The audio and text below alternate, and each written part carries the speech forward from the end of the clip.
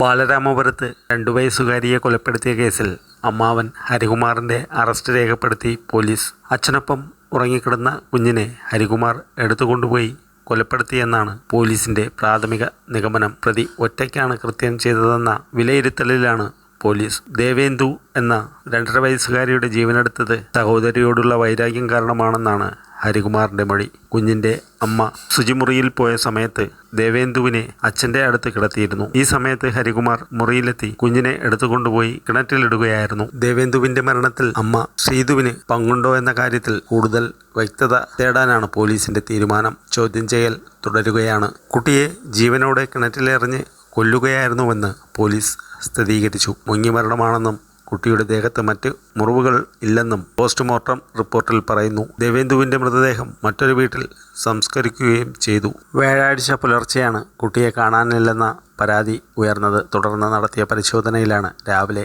8:15 കുഞ്ഞിന്റെ മൃതദേഹം വീടിന് സമീപത്തെ കിണറ്റിൽ നിന്ന് കണ്ടെത്തുന്നത്. ശ്രീതു, ശ്രീജിത്ത് ദമ്പതികളുടെ മകൾ ദേവേന്ദു 2 മരിച്ചത്. അഗ്നിരക്ഷാ സേനയും പോലീസും ചേർന്ന് നടത്തിയ പരിശോധനയിലാണ് കുട്ടിയെ കണ്ടെത്തിയത്.